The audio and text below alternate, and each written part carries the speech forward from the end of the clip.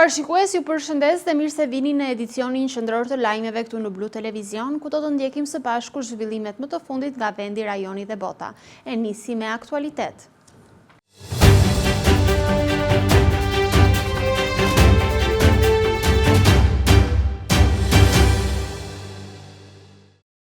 Shfrytëzimi i kodrës në Mifol nga kompania 2A ka shkaktuar edhe reagimin e banorëve, të cilët denoncuan gërmimet dhe kërkuan ndërhyrjen e institucioneve. Punimet u pezulluan pas ankesave, ndërsa mbetën të paqarta përfitimet e kompanisë.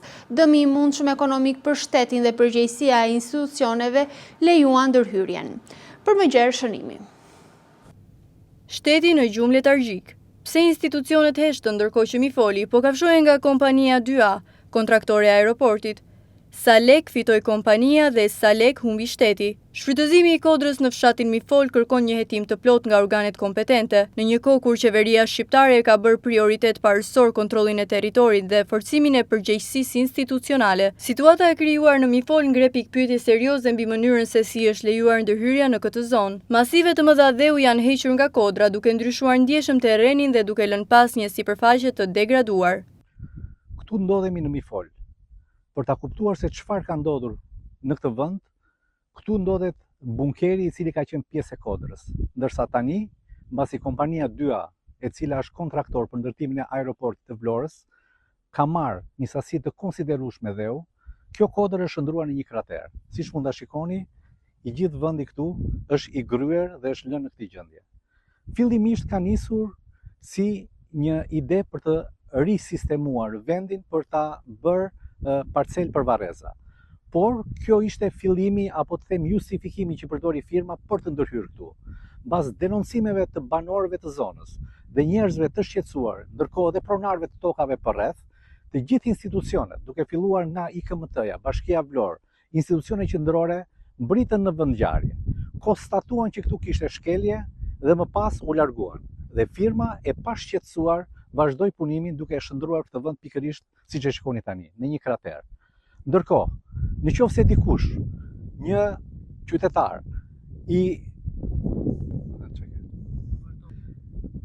përfityroni, nëse një banor i fshatit këtu do të ngulte një gozhd tek kotecit i pulave, do t'ja bekni të gjithë institucionet. Dhe ka shumë mundësi që mos ta arrinte që ta realizonte planin e riparimit të kotecit të tij. Ndërkohë, një kodër e cila ka këtu që nga krijimi i tokës, zhduket papritur, krijohet një krater dhe askush nuk vjen, askush nuk mban përgjegjësi dhe firma e pashqetësuar vazhdon punën. Banorët, siç thash, kanë reaguar, kanë denoncuar në polici, kanë denoncuar pranë institucioneve, institucionet kanë ardhur, kanë konstatuar, po asnjë mas nuk është marrë. Mungojnë një seri dokumentesh. Thonë që është bërë një digjes publike, e cila nuk ekziston, nuk është bërë. Ndikimi mbi mjedisin dhe mbi shoqërinë është një dokument i cili duhet dërguar për çdo projekt. Ai nuk është plotësuar fare. Megjithatë, pavarësisht këtyre shkeljeve të një pas njëshme, të ligjit dhe të shumë ligjeve, banorët duan të dinë diçka. Çfarë do të bëhet tani? Sepse situata është kjo. Dhe me sa duket është e parehabilitueshme, megjithatë dikush duhet ndërhyjë. Blu TV do të vazhdojë investigimin, ne jemi interesuar pranë institucioneve dhe presim përgjigje prej tyre. Banorët u ankuan menjëherë sapo filluan punimet, si publikisht, ashtu edhe në institucione. Gërmimet filluan në një letër të lëshuar nga Njësia Administrative Novosel, në të cilën thuhej që vendi po risistemuej për të shndërruar në një parcel për varreza, por në fakt, ky dokument shërbeu për të filluar gërmime dhe për t'i hedhur hy syve banorëve të fshatit, kur ata e kuptuan u ankuan menjëherë pranë institucioneve deri në prokurori. Firma pezulloi punimet. Aso kohë u tha që u vendos edhe një gjob, por askush nuk e di. Ndërkohë, kompania 2A filloi të joshte fshatin duke premtuar disa ndërhyrje, si në rrugën hyrëse për tek kisha ortodokse, të cilën do ta sistemonte, mbushte dhe drejtonte me grader dhe shtrimin e disa tubave për një kanal. Ndërkohë, rruga vazhdon të jetë e pasistemuar dhe tubat, diku tek 20 tuba, qëndrojnë anës një rruge të brendshme të fshatit të pasistemuar. Po këto marrëveshje jashtëligjore të zakonshme kudo në Shqipëri tregojnë dobësinë e institucioneve në këtë territor, ku është pleqësia e fshatit, Njësia Administrative, ku ishte Kanan Sharka, kryetari i përjetshëm i Njësisë Administrative Novosel, ku është policia i plot fuqishëm i zonës, Inspektoriati i Mbrojtjes së Territorit, Agjencia Rajonale e Mjedisit, zyrat e mbrojtjes së tokës në Qarkun dhe Bashkinë Vlorë, kryetari Kryetarja e Bashkisë Vlorë, Bruna Mersini, sa është dëmi ekonomik i këtij operacioni dhe çfarë do të bëjnë këto institucione për ta rikuperuar dhe kthyer në xhep të shtetit, po dëmi mjedisor, cilat janë masat që do të merren për t'u rehabilituar dhe kthyer në gjendjen fillestare. Banorët e Mifolit janë të lodhur duke dëgjuar broçkulla, duan përgjigje, rikuperim të mjedisit dhe shpërblim të dëmit.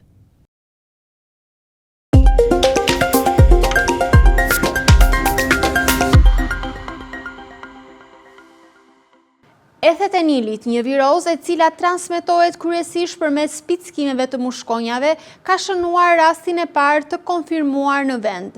Sipas krye epidemiologut Agron Bashlari, në Vlorë nuk është regjistruar ende asnjë rast gjatë viteve 2025-2026, ndërsa në vitin 2024 u evidentuan 13 raste. Ethet e Nilit kanë shënuar rastin e parë të konfirmuar në vendin tonë, bëhet fjalë për një viroz që përhapet kryesisht përmes mushkonjave. Shefi epidemiologjist në Vlorë Agron Bashlari konfirmon se kjo sëmundje në shumicën e rasteve shfaqet me simptoma të ngjashme me një viroz së zakonshme, ndërsa në një pjesë të vogël të rasteve mund të shkaktojë dhe komplikacione. Zakonisht mushkonjat e marrin virusin nga zogjt dhe më pas u transmetojnë atë njerëzve përmes spickimit. Këtë vit dhe vitin e kaluar ne nuk kemi patur asnjë rast. Kurse në 2024, ku numri i rasteve në Shqipëri ishte më i madh, pra jo thjesht një person si këtë vit, Vlora, pra në Vlorë ne kemi evidentuar rreth 13 raste me këtë diagnozë të konfirmuara në Institutin e Shëndetit Publik, që do të thotë persona që janë paraqitur në spital, janë trajtuar, një pjesë kanë mësuar në ndërlikime, pra që kanë shkuar në qendrën spitalore Ana Tereza, dhe janë konfirmuar me diagnozën e Ethet Nilit me perëndimor. Në përgjithësi, personat që kishim në atë kohë kanë qenë nga zona ku kemi fillimisht nga zonë rurale, pra në distancë nga ato që ne i quajmë vatre potenciale të zhvillimit të mushkonjave, që janë kanalet, bodrumet, pusetat, dhe një pjesë e rasteve kanë qenë pikërisht nga lagja Kushtrim 24 maj, pra nga zona ku ne kemi kanale me shumicë. Por gjithsesi numri ngeli me aq, pra ngeli i vogël, dhe ajo që e bëri për atëre duhet të mbyllej me kaq, pra si numër rastesh, është pikërisht sepse, siç e dini, prej shumë vitesh në Vlorë dhe në gjithë zonën përgjithësore bëhet procesi i dezinsektimit. Sipas shefit të epidemiologjisë Agron Bashlari, pavarësisht rastit të parë të konfirmuar në Shqipëri, në Vlorë nuk ka raste të regjistruar. Gjatë vitit 2024 janë regjistruar 13 raste të cilat janë trajtuar, ndërsa në vitet 2025 dhe 2026 nuk është evidentuar asnjë rast në qytetin e Vlorës. Që do të thotë luftojnë dhe gjitha trajtojnë, të themi, me biocid, pra që lufton larvat e mushkonjave dhe nuk dëmton florën dhe faunën e mbrojtur, pra të zonave lagunore, me Bacillus thuringiensis, i cili pra lufton larvat e mushkonjave, pra duke frenuar zhvillimin e gjeneratave të reja. Trajtimi bëhet çdo 2 javë dhe pikërisht në sajtë këtij trajtimi që bëhet periodikisht, vit për vit dhe çdo 2 javë për gjithë sezonin, nga prilli deri në fillim tetori, vjetë ne nuk kemi patur asnjë rast, dhe në vitet e pashme nuk kemi patur asnjë rast. Pra rastet e para për Vlorën kanë qenë të vitit 2024. Doktor, vazhdon procesi ende Sigurisht vazhdon, jemi në trajtimin e 6.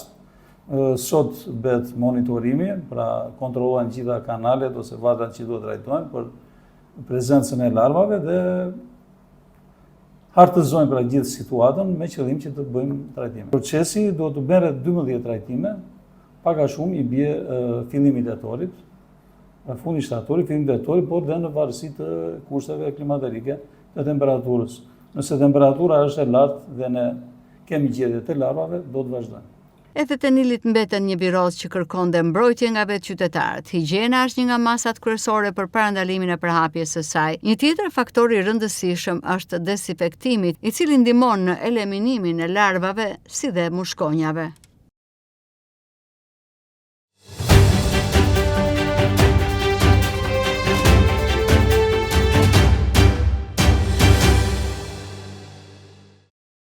Banorët e zonës së ish fabrikës së Cimentos denoncojnë se kanalet e papastruara dhe ndërtimet pa kriter kanë penguar rrjedhjen e ujrave.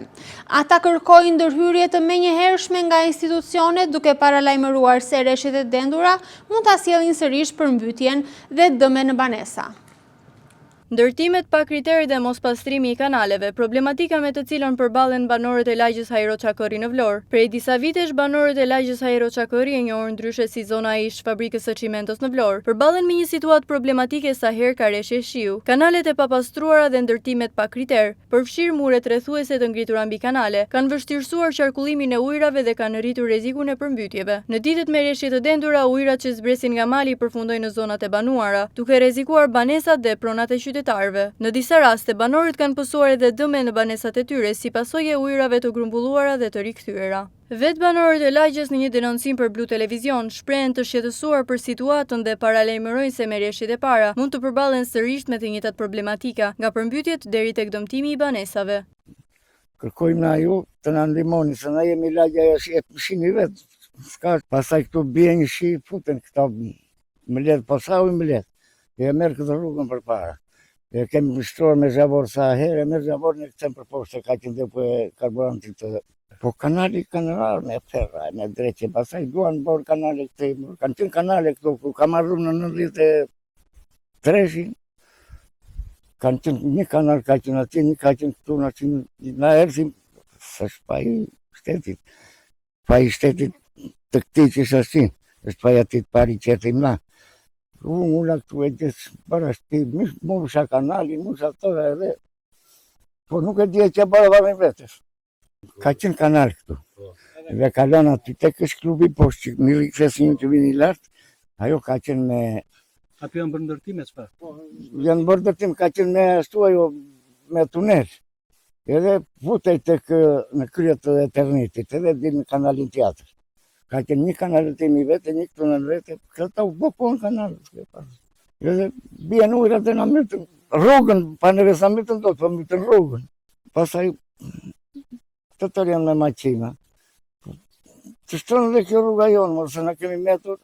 Gjoti, një kanal, vjen atje për te i kanë këtër, edhe vjen këtu mi shpit këtyre. Dalën 2 kanale, në atë baqen edhe në atë baqes. Ata se vjen qina amaja lartë, mërë. Vi harruar fare. Na jemi po ju se di, se jam në aprovonati.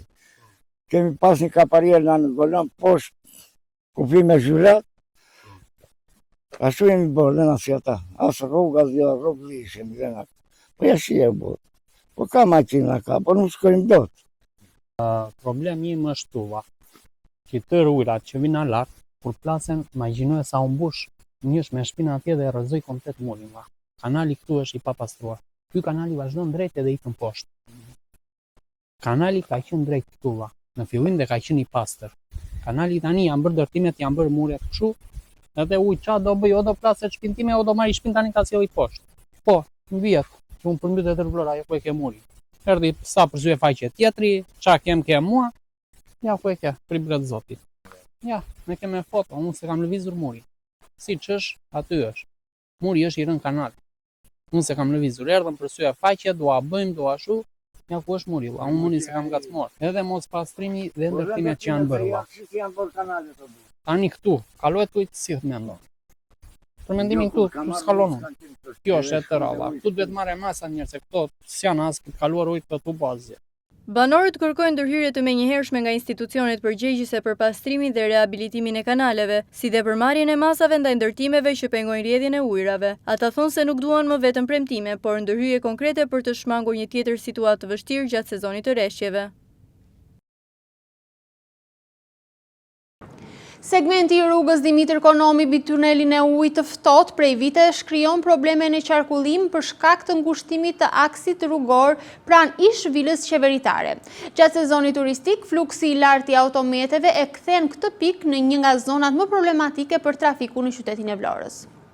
Segmenti rrugor Dimitër Konomi është një prej rrugëve më të frekuentuara në Vlorë, një aks i cili përgjatë sezonit veror përballet me një qarkullim të shtuar të automjeteve, por prej vitesh qytetarët të Vlorës, pushues vendas dhe të huaj, përballen me një problematik. Në pjesën mbi tunelin e ujit të ftohtë, pranë zhvilës qeveritare të presidentit të Republikës, një urë në gjatësi minimale është kthyer në problem për trafikun. Ky aks rrugor përgjatë gjithë kohës vazhdon të jetë me dy korsi, por në këtë pjesë ngushtohet së tepërmi duke mos u dhënë mundësi automjeteve që të shkëmbehen. Përpasoj, gjatësinë së verës veçanërisht, aty krijohet trafik i rënduar duke u kthyer në pengesë për qarkullimin rrugor. Ura e vogël në rrugën Dimitër Konomi, një prej akseve më të frekuentuara ku qarkullojnë automjetet në Vlorë, prej vitesh është kthyer në një pengesë të qarkullimit rrugor, për shkak edhe të amortizimit të saj, por edhe të gjerësisë minimale ku nuk mund të shkëmbehen dy automjete. Për të shkak, kjo urë kërkon një plan, një projekt për të rehabilituar në total, në mënyrë që ky aks, sidomos përgjatë sezonit veror, të shpëtojë nga trafiku i rënduar i automjeteve. Është e nevojshme që për rehabilitimin e kësaj ure të ketë një projekt për ta ndërtuar atë në standardet e kërkuara. Ura, krahas rehabilitimit, duhet edhe të zgjerohet që edhe automjetet të qarkullojnë lirshëm. Prej vitesh funksionon mes dëmtimeve të shumta, duke rritur edhe rrezikun që të shembet. Gjithashtu, për shkak se automjetet nxitojnë edhe drejtuesit shkelin gazin se kush të kalojë i pari, kjo urë është kthyer edhe në një vend burim aksidenti, ku shpesh kemi pasur raste të përplasjes së makinave me dëme materiale. Në Gjirokastër, punësimi në sektorin e turizmit ka ndikuar në uljen e numrit të familjeve që përfitojnë ndihmë sociale. Gjatë periudhës janar-qershor 2026, numri i përfituesve është reduktuar në 30 familje, ndërsa vijojnë bashkëpunimi për përfshirjen e tyre në programet e punësimit. Cilja vendeve të reja të punës në sektorin e turizmit në Gjirokastër ka ulur numrin e familjeve që përfitojnë mbështetje ekonomike nga shteti. Në këtë qark, numri i familjeve përfituese të ndihmës sociale në periudhën janar-qershor 2026 është ulur me 30 familje. Një ndër faktorët kryesor të kësaj dukurie është punësimi i punëkërkuesve në bizneset turistike, të shërbimit dhe akomodimit, që ushtrojnë aktivitetin në rajonin e Gjirokastrës. Drejtoria e Shërbimit Social Shtetror është duke bashkëpunuar me zyrën rajonale të punësimit në Gjirokastër për përfshirjen e përfituesve të ndihmës sociale në programet e punësimit. Kështu është shprehur për Blu Televizion Magdalena Margariti, drejtore e Shërbimit Social Shtetror në Gjirokastër. Në janar të vitit 2026 kanë qenë përfitues 603 familje në rang qarku për Gjirokastrën nga skema e ndihmës ekonomike, ndërsa në qershor të vitit 2026, pra brenda 6 mujorit, ne kemi 573 familje përfituese në total. Pra shikojmë që kemi një rënje të lehtë të familjeve përfituese nga janari në qershor me 30 familje. Një pjesë e këtyre familjeve, pra antarëve në moshë aktive pune, në moshë pune janë referuar drejt zyrave të punësimit. Pra kjo ulje ka ardhur pjesërisht edhe për shkak të disa punësimeve që janë bërë në bashkëpunim me zyrën e punës. Dhe konkretisht nga skema e ndihmës ekonomike kemi të punësuar nëpërmjet programeve të AKP-s, nëpërmjet programeve të punësimit apo dhe në biznese lokale për shkak të kërkesës që kemi tani në sezon, 27 persona, ndërsa nga skema e pakut përsëri kemi referuar në zyrat e punës për të punësuar persona me aftësi ndryshe të cilët mund të punësohen dhe janë 18 raste të tilla. Në total kemi një shifër prej 45 personash të punësuar nga skema e ndihmës ekonomike dhe personave me aftësi ndryshe. Duke u përpjekur që individ në moshë aktive pune nga skema e ndihmës ekonomike, por edhe persona që janë përfitues nga skema e aftësisë së kufizuar, nëse është e mundur t'i referojmë, të shikojmë kushtet e tyre dhe të shikojmë çfarë është e mundur në bashkëpunim me zyrën e punës duke parë të gjitha kriteret për t'i punësuar. Në 3 rrethet e qarkut Gjirokastër, Tepelen dhe Përmet mbështeten me ndihmë ekonomike 573 familje në nevojë. Tashmë një pjesë e personave përfitues janë punësuar nëpërmjet programeve të punësimit, si dhe biznesin lokal.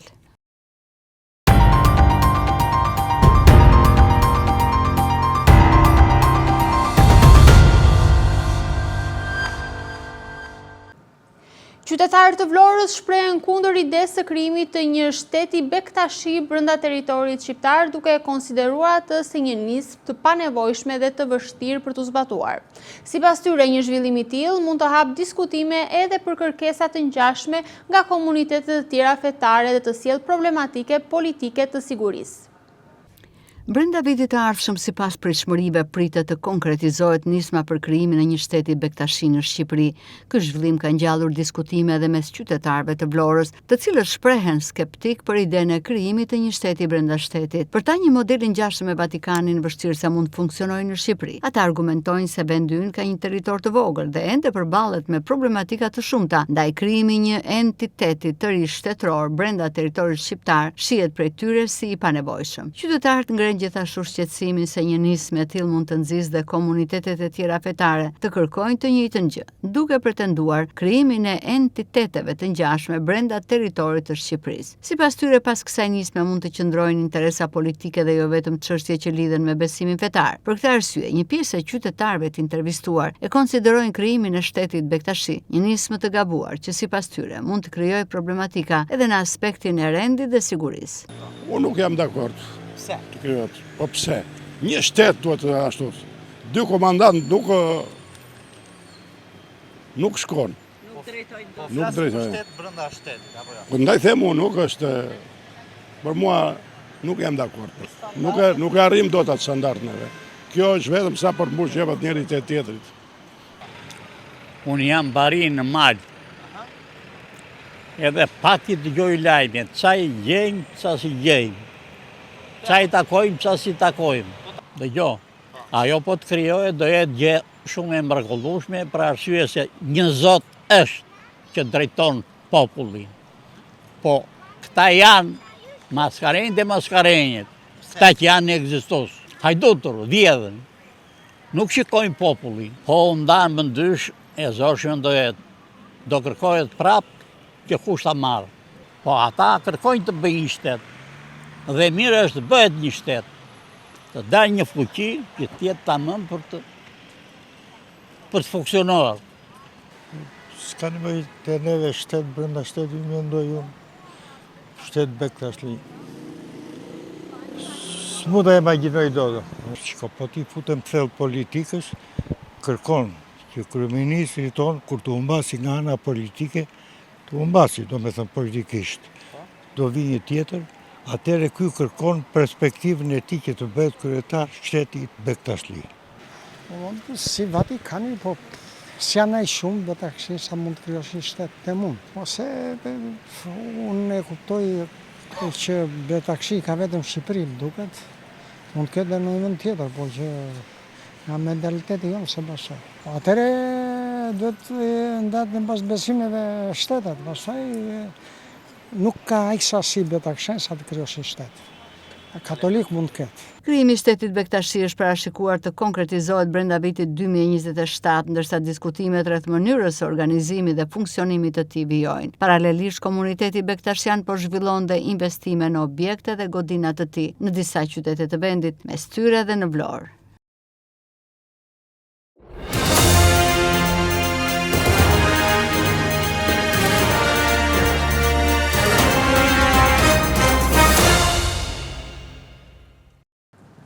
Policia e Fierit ka arrestuar Florion Dalladakun pak orë pasi ai dyshohet se vrau maman e tij me sqepar dhe plagosi të atin në fshatin Zymë të Lushnjës.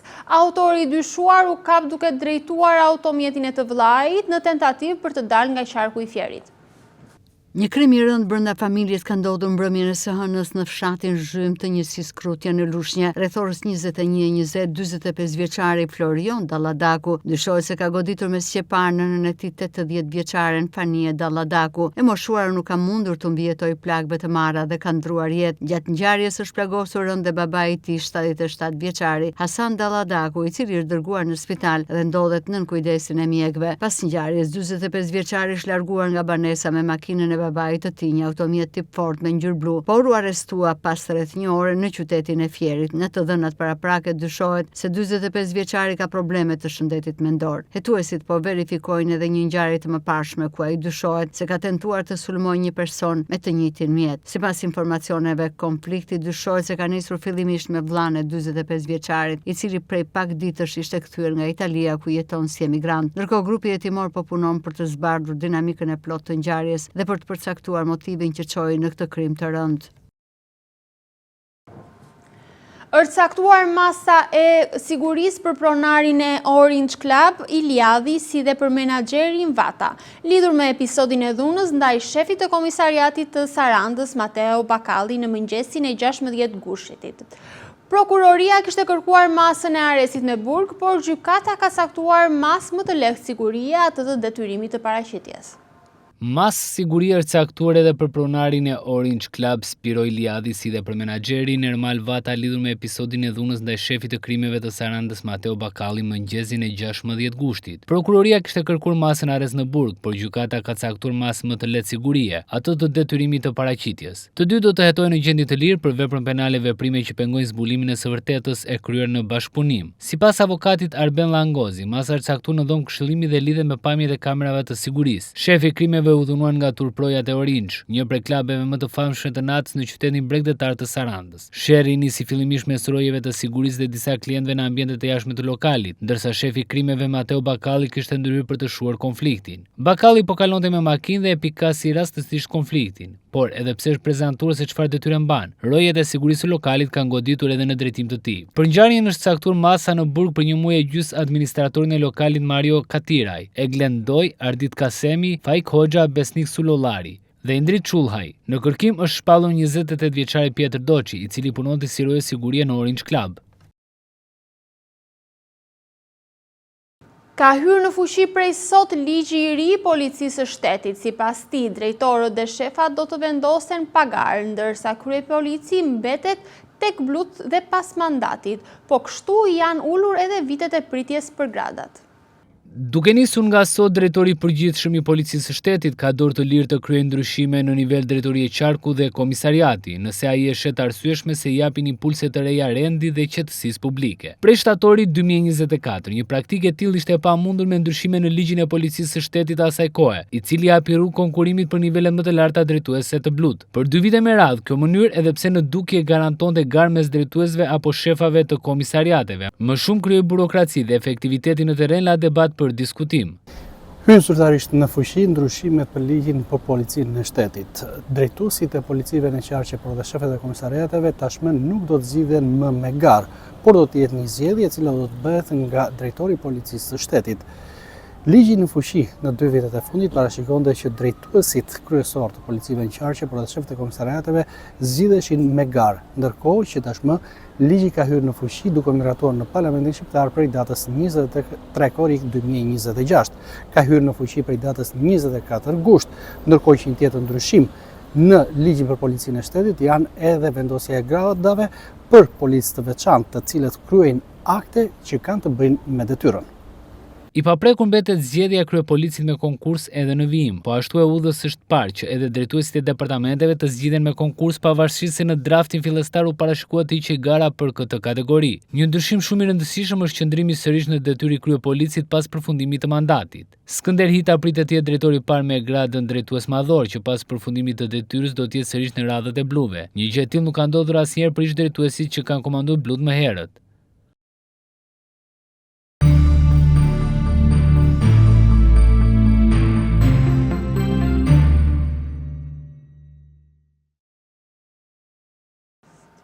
Këtë verë, vizitorët e qytetit antik të Butrintit po përfitojnë nga shërbimet e reja dhe të përmirësuara të cilat synojnë të bëjnë vizitën më të lehtë dhe më të mirë orientuar.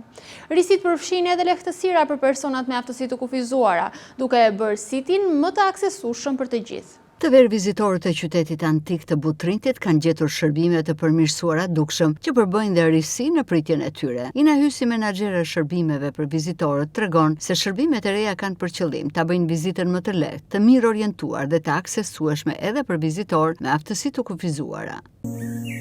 Vlen të përmendim disa risi duke filluar me audioguidat, e cilat fillojnë në gjuhën shqipe dhe gjuhën angleze dhe më vonë do të pasurohet me disa gjuhë të ndryshme që do të jenë në shërbim të vizitorëve.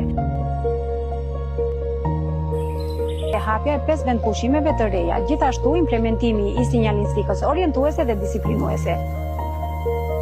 Por ajo që ka vlerë më tepër për të përmendur janë ndërtimi i platformave të ngritura të aksesueshmërisë, të cilat do të bëjnë të mundur vizitueshmërinë deri në 70% të monumenteve nga persona me aftësi të kufizuar. Interesin e vizitorëve ka shtuar aplikimi i audioguidave, fillimisht në 2 gjuhë, shqip dhe anglisht, ndërkohë që ofrohen disa vend pushime të reja dhe është plotësuar sinjalistika orientuese. Me impakt të veçantë në rritjen e vizitueshmërisë janë platformat e ngritura të aksesueshmërisë, që mundësojnë dhe lehtësojnë aksesin në monumente edhe për personat me aftësi të kufizuar. Parku Kombëtar i Butrintit po pasurohet me disa risi që do ta bëjnë vizitën më të lehtë, më të qartë dhe më të aksesueshme për çdo vizitor.